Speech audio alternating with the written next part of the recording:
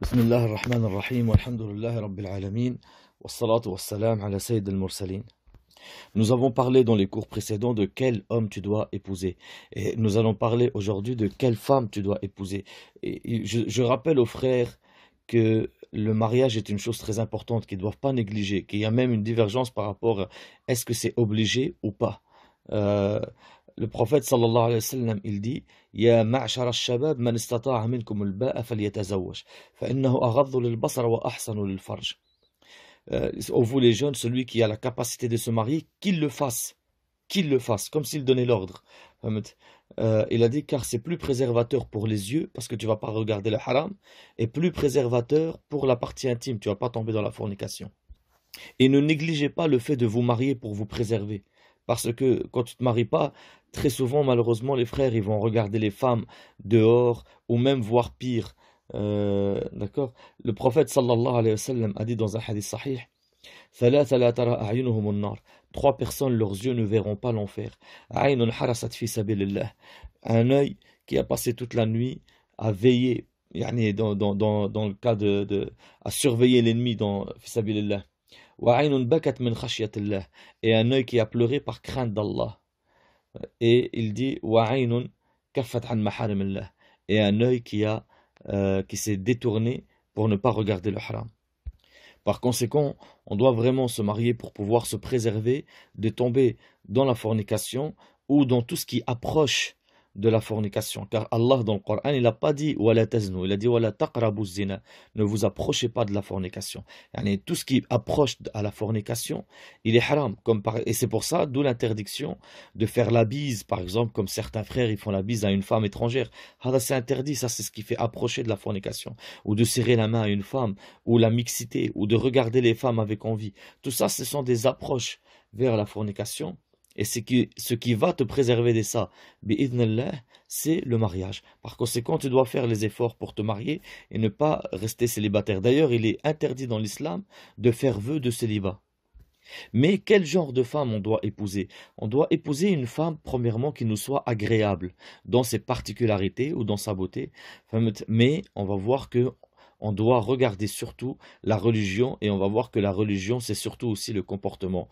Par rapport au fait qu'on doit se marier avec une femme qui nous est agréable, c'est que Allah dans le Coran, il dit « Fankihu ma taba lakum minan nisa » yani as-sifat at-tayyiba.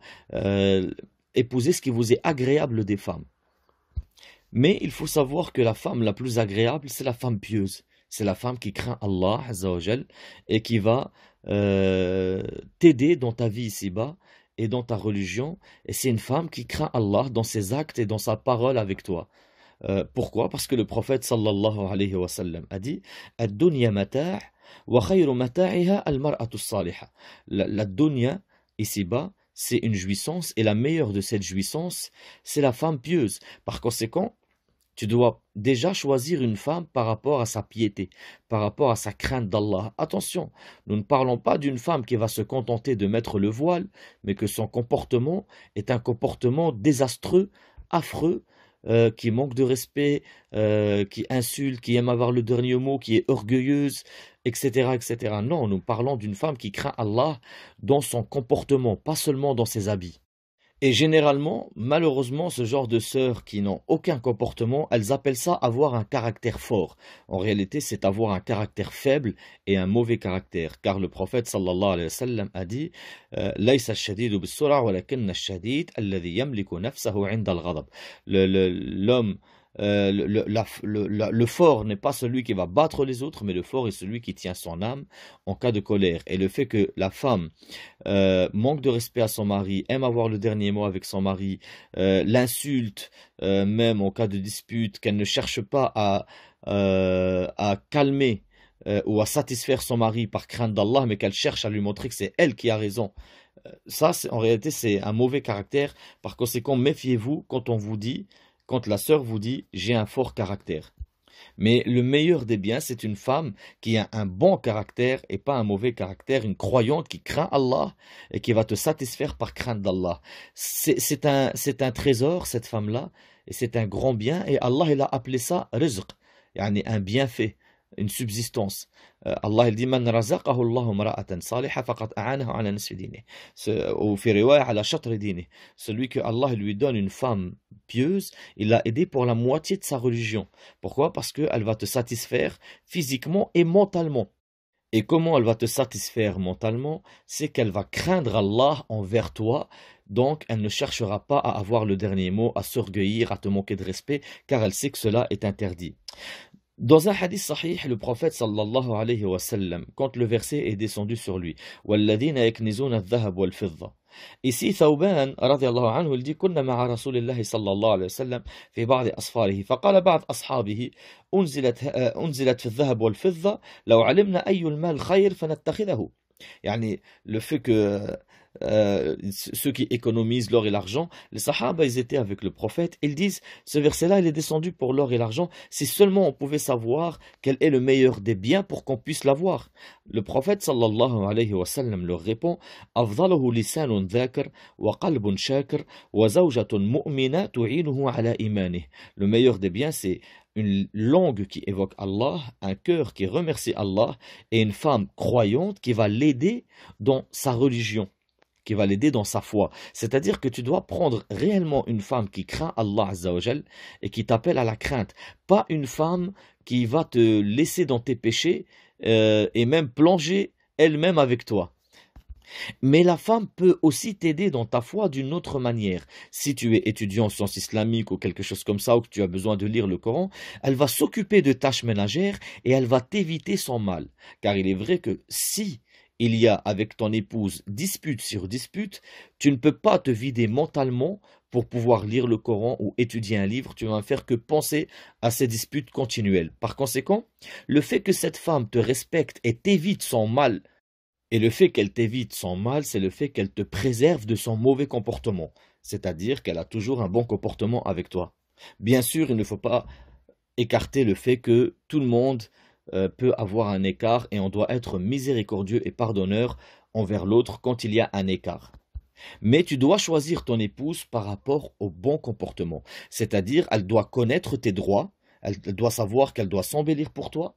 Elle doit pas être quelqu'un qui aime avoir le dernier mot, qui aime la dispute, qui élève sa voix plus que son mari, etc. Non. Et elle doit être quelqu'un de confiance. Ces trois choses-là, c'est ce qui fait que tu vas vivre heureux avec ta femme. Car dans un hadith sahih, le prophète sallallahu alayhi wa sallam, il dit Min sa'adat ibn Adam thalath wa min shaqwat ibn Adam thalath. Trois choses peuvent faire ton bonheur et trois choses peuvent faire ton malheur. Il dit Min sa'adat ibn Adam al-mar'atu as-salihah wal maskanu as-salih wal markabu as-salih. Ce qui peut provoquer ton bonheur, la femme pieuse, la maison agréable et la monture agréable. Et ce qui peut provoquer ton malheur, il a dit Wa min shiqwat ibn Adam al-mar'atu as-su wal maskanu as-su wal markabu as-su. Et ce qui peut provoquer ton malheur, la femme mauvaise, la monture mauvaise et la mauvaise maison. Sauf que dans la riwaya de l'Hakim, le prophète sallallahu alayhi wa sallam, il nous explique c'est quoi la femme mauvaise et c'est quoi la femme bien. Il nous dit thalatha min as-sa'ada. Trois choses font partie du bonheur. Donc là, il explique et quand il parle de la femme, il dit al-mar'atu taraha tu'jibk wa taghibu anha fata'manha ala nafsiha wa malik. Ça veut dire la femme que quand tu la vois, elle te plaît et tu lui fais confiance quand tu es pas là. C'est-à-dire, quand tu la vois, elle te plaît, c'est-à-dire qu'elle s'embellit pour toi. Elle s'embellit pour toi, elle ne se néglige pas pour toi. Le prophète sallallahu alayhi wa sallam, il a dit Khayru nisa'ikum allati tuti'uka idha amart, wa tasurruka idha absart, wa tuhafiz fi ghaybatika an malik wa sirrik. Ça veut dire que le prophète, il dit, les meilleures de vos femmes sont celles que quand tu la regardes, elle te satisfait. Elle se fait belle pour toi. Et quand tu ordonnes, elle obéit. Combien de sœurs, malheureusement, nous les voyons, quand elle va voir ses copines, elle va s'embellir, mettre ses plus beaux habits, son plus beau parfum, se mettre dans ses plus beaux états, mais dès qu'il s'agit de son mari, elle est dans une négligence absolue. Donc tu dois prendre une femme qui connaît les droits de son mari et qui cherche à s'embellir pour son mari. Il faut savoir que une femme est venue vers le prophète Mohammed sallallahu alayhi wa sallam, une femme est venue vers Aïcha radiyallahu anha, elle lui a dit Ya Aïcha uridu al-hifaf li zawji. Uridu al-hifaf, c'est-à-dire que je veux épiler les poils de mon visage. Sauf les sourcils, bien sûr, parce que le prophète a maudit celle qui épile les sourcils et celle qui lui épile, mais elle parlait des joues, du menton, de ce qu'il y a entre le nez et la bouche. Elle voulait épiler les poils de son visage. Aïcha radhiyallahu anha, elle lui dit, si tu peux faire sortir tes yeux de leur orbite pour les embellir et les remettre dans ta tête pour t'embellir à ton mari, fais-le. Donc, tu dois épouser, si tu veux vivre heureux, une femme qui cherchera à s'embellir pour toi. Tu ne dois pas épouser une femme qui s'abandonne à sa colère, qui aime te montrer le dernier mot, qui veut avoir le dernier mot, qui n'a aucune retenue envers son mari. Car quand le prophète il nous parle de la femme mauvaise, il dit وَثَلَاثَ مِنَ الشَّقَى. Trois choses vont provoquer ton malheur. Et il parle de la femme, il dit الْمَرْأَةُ تَرَاهَا فَتَسُوءُكَ وَتَحْمِلُ لِسَانَهَا عَلَيْكَ وَإِنْ غِبْتَ لَمْ تَأْمَنْهَا عَلَى نَفْسِهَا وَمَالِكَ. Ça veut dire que la femme, quand tu la vois, elle te plaît pas, elle se fait pas belle pour toi. وَتَحْمِلُ لِسَانَهَا عَلَيْكَ. Et elle porte sa langue sur toi. C'est-à-dire qu'elle n'hésite pas à te manquer de respect, qu'elle n'hésite pas à te montrer qu'elle est meilleure que toi, qu'elle est une orgueilleuse, tout simplement. Et bien sûr, malheureusement, beaucoup de sœurs excusent leur mauvais comportement et leur transgression envers Allah, car le fait de transgresser son mari, c'est une transgression envers Allah, car le prophète sallallahu alayhi wa sallam a dit La tu'addi al-mar'a haqq Allah hatta tu'addi haqq zawjha. La femme ne donne pas le droit d'Allah tant qu'elle n'a pas donné le droit de son mari. Elle va te dire je lui ai parlé comme ça parce qu'il a fait ci. J'ai fait ci parce qu'il a fait ça. Malheureusement, ce genre de caractère, c'est le genre de caractère que si tu le trouves chez une sœur, tu ne dois pas l'épouser. Celle qui rejette toujours ses erreurs sur les autres. Elle-même n'accepterait pas cela. Si son mari va faire quelque chose, comme par exemple la frapper, et elle va parler, elle va dire « Moi je t'ai frappé parce que tu as fait ça ». Elle-même ne l'accepterait pas. Donc tu dois prendre une sœur qui reconnaît ses torts et qui n'a pas de mal à reconnaître ses torts, à dire « Oui, j'ai tort ». Astaghfirullah wa atubu ilayh. Mais le genre de sœur qui aime toujours avoir le dernier mot et ne pas reconnaître ce tort, ici nous voyons clairement que le prophète il nous dit, sallallahu alayhi wa sallam, que c'est une cause pour provoquer ton malheur. Donc, il faut éviter. Tu dois épouser une femme, par conséquent, qui craint Allah Azza wa Jal. Réellement, c'est ce genre de femme-là qui va se remettre en question pour satisfaire Allah et pas chercher à avoir le dernier mot. D'ailleurs, le prophète sallallahu alayhi wa sallam, il nous dit Tunkahul mar'a li arba' li maliha wa li hasabiha wa li jamaliha wa li diniha fadhfar bi dhati ad-din taribat yadak. La femme, tu l'épouses pour quatre choses, soit pour son argent, soit pour son statut, soit pour sa beauté, soit pour sa religion. Prends celle pour la religion que tes mains t'ont perdue. Attention à une chose, les ulama, parmi eux Ahmad ibn Hanbal rahimahullah, il a dit ça fait partie des erreurs de regarder la religion en premier. Regarde déjà la beauté, le statut, la richesse. En fait, ce qui t'arrange. Si tu trouves après ça la religion, prends-la. C'est un bien sur bien. Et dans ce cas-là, alhamdoulilah, épouse-la. Mais si, après avoir vu la beauté, la richesse, etc., tu ne trouves pas la religion, malgré sa beauté, et que tu la rejettes, malgré sa beauté, malgré sa richesse, ta récompense en sera encore plus grande. Parce que tu auras rejeté cette femme-là, malgré sa beauté et sa richesse, parce qu'elle n'a pas la religion. Et ta récompense sera encore plus grande. Mais attention, la religion de la femme ici, c'est aussi le comportement, et surtout le comportement. Le comportement qu'elle va avoir envers Allah, et le comportement qu'elle va avoir aussi envers son mari. Car elle doit savoir que ça fait partie de la plus grande des adorations, d'obéir à son mari. Car le prophète sallallahu alayhi wa sallam, il nous explique, il dit, la femme, si elle fait ses 5 prières obligatoires, elle jeûne le Ramadan, elle fait pas la fornication et elle obéit à son mari, le jour du jugement, on lui dit, entre par la porte du paradis que tu veux. Et le prophète sallallahu alayhi wa sallam, il a dit Walladhi nafsu Muhammadin biyadih la tuaddi al-mar'atu haqqa Allah haqqa rabbiha hatta tuaddi haqqa zawjiha. Je jure par celui qui tient l'âme de Muhammad entre ses mains, la femme ne donne pas le droit d'Allah tant qu'elle ne donne pas le droit de son mari. Par conséquent, le droit du mari est un grand droit pour la femme, c'est une adoration à part entière. Donc tu dois épouser une femme qui a, ou alors tu peux lui faire étudier cela, une femme qui accepte l'adoration. Tu dois épouser une femme que quand tu lui dis ça c'est haram, voilà la preuve dans le Coran, voilà la preuve dans le hadith. Tu ne dois pas épouser une femme qui va toujours chercher à contredire ou à dire non, moi je suis pas d'accord avec ci, je suis pas d'accord avec ça. Non, tu dois épouser une femme qui accepte les lois d'Allah, qui accepte la preuve quand on lui ramène du Coran ou de la Sunna. Tu dois épouser aussi une femme douce. La douce, qu'est-ce que ça veut dire? Que si toi tu t'énerves ou quoi que ce soit, elle garde son calme, elle ne cherche pas à envenimer les choses ou enflammer les choses encore plus. Genre, tu vas lui dire un mot, elle va t'en dire deux. Tu vas élever la voix, elle va élever la voix encore plus que toi. Non, tu dois épouser une femme douce, car le prophète sallallahu alayhi wa sallam a dit Ankihul wadud al-walud, fa inni mukathirun bikum al-umam yawm al-qiyamah. Mariez-vous avec la femme douce et fertile, car je me vanterai de votre nombre le jour du jugement. Douce, pourquoi? Très souvent, avant même le mariage, la sœur avec qui tu vas te marier dispute sur dispute. Ou alors, quand tu vas chez elle, tu vas la trouver, si son père l'énerve ou son frère l'énerve, presque elle va mettre le feu à la maison.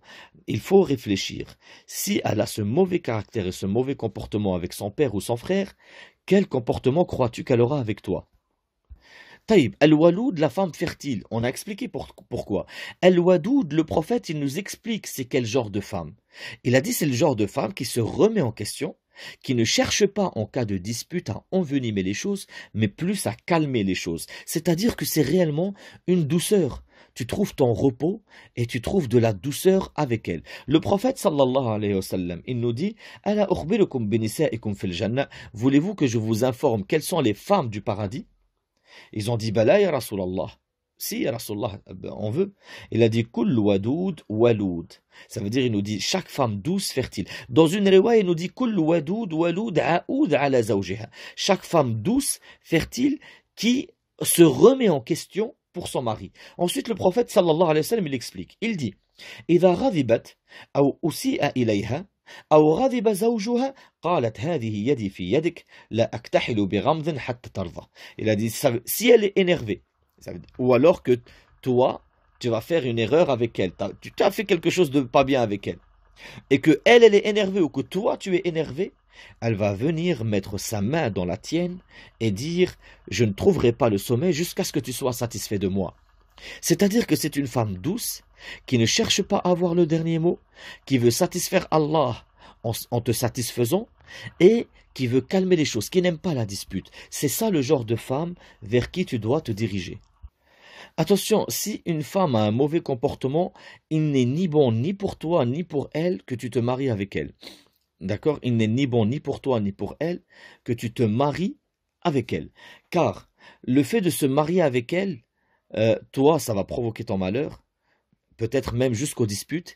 Et en général, les femmes avec mauvais comportement, tu regrettes le mariage, tu seras malheureux avant le mariage et après le mariage. Parce que les femmes qui ont un mauvais comportement, en général, ou même les hommes qui ont un bon comportement, les personnes qui ont un mauvais comportement, en général, ils ont un mauvais comportement avec Allah et avec les gens. Ils ne connaissent Allah que quand ça les arrange. Tu vas trouver certaines sœurs, pourtant malheureusement qui se prétendent être partie des gens de la sunna, etc. Mais en cas de dispute, elle désobéit à Allah ouvertement. Comme par exemple le fait qu'elle prive son mari de voir ses enfants. Le fait qu'elle fait tout pour le nuire, même si c'est haram. Le fait qu'elle cherche à humilier son mari, à dévoiler ses secrets, même si c'est haram. Ce genre de personnes ne reconnaissent Allah et n'adorent Allah que quand ça les arrange. Donc réellement, il faut éviter de se marier avec les personnes qui ont un mauvais comportement. De plus, la sœur, si elle a un mauvais comportement avec son mari, c'est un mal pour elle. C'est un mal pour elle. Donc c'est lui rendre service que de ne pas se marier avec elle. Allez, exemple, le fait qu'elle va te faire du mal, même les anges, même les femmes du paradis vont invoquer Allah contre elle, vont la maudire. Dans un hadith sahih qui est عند Ibn Majah et Tirmidhi, le prophète sallallahu alayhi wa sallam, il dit لا تؤذي امرأة زوجها في الدنيا إلا قالت زوجته في حور العين من حور العين لا تؤذيه قاتلك الله فإنما هو عندك دخيل يوشك أن يفارقك إلينا. C'est-à-dire que si la femme, elle fait du mal à son mari ici-bas, les femmes tes femmes à toi du paradis, elles vont regarder cette femme, elles vont lui dire fais le bien, ne lui fais pas de mal, qu'Allah te détruise. Car au jour d'aujourd'hui, il est à toi, dans peu de temps, il sera à moi. Il y a une divergence même dans la salate de la femme qui nuit à son mari. Par rapport au hadith, par exemple, qui est dans le Tabarani, qui est aussi dans le Tirmidhi, où le prophète sallallahu alayhi wa sallam, dans une riwaya, il a dit 3 personnes, leur prière ne dépasse pas leurs oreilles. Et parmi les personnes-là que le prophète sallallahu alayhi wa sallam, il a cité parmi ces 3, il a dit وَامْرَأَةٌ عَصَتْ زَوْجَهَا حَتَّى تَرْجَعَ. Et une femme qui a transgressé son mari jusqu'à ce qu'elle revienne vers son obéissance. Par conséquent, c'est ni bon ni pour toi, même sa foi, la femme qui désobéit à son mari, qui ne donne pas les droits de son mari, sa foi ne fait que baisser. Très souvent, nous voyons des sœurs dire, depuis que je me suis mariée avec tel frère, je n'arrive plus à étudier, je n'arrive plus à faire ci, ma foi elle a baissé, le frère là c'est quelqu'un de pas bien, il faut que je divorce. Non, en réalité c'est cette sœur là qui n'est pas bien, et c'est elle la transgressrice. Pourquoi? Parce que depuis qu'elle s'est mariée, sa foi elle a baissé, c'est parce qu'en réalité elle n'a pas donné les droits à son mari. Car le prophète sallallahu alayhi wa sallam a dit وَالَّذِي نَفْسِ بِيَدِهِ لَا تَذُوقَ الْمَرْأَ حَقِيقَةَ الْإِيمَانِ حَتَّى تُؤَدِّ حَقَّ زَوْجِهَا. Je jure par celui qui tient mon âme entre ses mains, la femme ne goûtera pas le véritable goût de la foi jusqu'à ce qu'elle donne les droits à son mari. Par conséquent, le fait que tu ne donnes pas les droits de son mari, ta foi, elle baisse. Et c'est pour ça que ta foi, elle a baissé. C'est parce qu'elle n'a pas donné le droit à son mari. Mais si elle avait donné le droit à son mari, sa foi, elle serait montée. D'ailleurs, la question fut posée au Cheikh Al-Albani. Une femme vient vers lui dit « Ya Cheikh, moi, mon mari, il n'y a pas de baraka en lui depuis que je me suis marié avec lui. Ma foi, elle a baissé. » Il lui a dit « C'est à cause de toi. C'est parce que tu ne lui as pas donné ses droits. » Et il lui a cité ce hadith. Et lui a dit, tant que tu ne donnes pas les droits de ton mari, ta foi, elle baissera. Donc c'est toi la fautive, c'est parce que justement, tu as un mauvais caractère avec ton mari, et c'est pour ça que ta foi, elle a baissé. Donc il n'est ni bon, ni pour toi, ni pour ta future épouse, si tu vois réellement qu'elle a un mauvais comportement, un mauvais caractère, qu'elle transgresse, elle parle mal, elle aime avoir le dernier mot, elle aime la dispute, il n'est ni bon, ni pour toi, ni pour elle de te marier avec ce genre de femme. Tu dois aussi épouser une femme reconnaissante et non ingrate. Reconnaissante et non ingrate. Parce que l'ingratitude chez les femmes, c'est c'est la plus grande cause de l'entrée des femmes en enfer. Le prophète sallallahu alayhi wa sallam, il dit aux femmes, tasaddaqna fa inni ra'aytukunna akthar ahla an-nar. Faites la sadaqa car je vous ai vu le plus grand nombre des gens de l'enfer. Une femme s'est levée, elle a dit, pourquoi ya Rasulallah? Qala takthurna ash-shakwa wa takfurna al-ashir. Vous vous plaignez tout le temps et vous rejetez tout le bien que votre mari a fait pour vous. Dans une riwaya, le prophète sallallahu alayhi wa sallam, il dit لو فعلت معها طول الدهر ثم رأت منك شيء قالت ما رأيت منك خيرا قط. Si tu fais le bien avec elle tout le temps, toute ta vie, ensuite elle voit de toi un petit défaut, elle va dire j'ai jamais vu de toi un seul bien.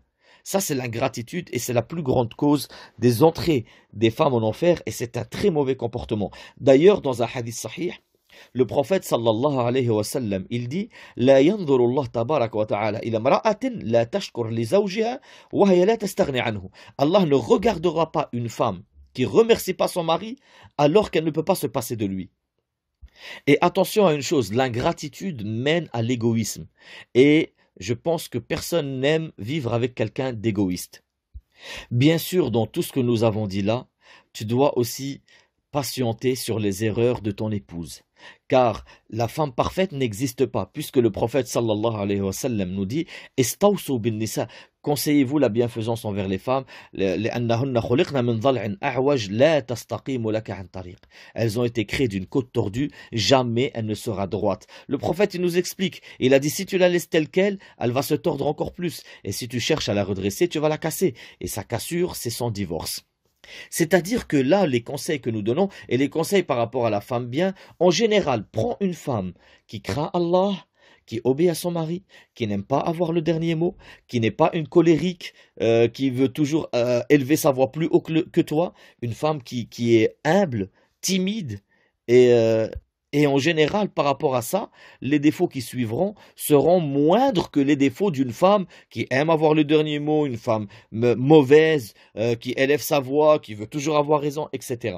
Mais, bien sûr, tu dois patienter sur les erreurs de ton épouse, car, comme nous dit le prophète sallallahu alayhi wa sallam, les femmes ne sont pas parfaites. Et si tu cherches une femme parfaite qui ne fait pas d'erreur, tu ne te marieras jamais. سبحانك اللهم وبحمدك أشهد أن لا إله إلا أنت أستغفرك وأتوب إليك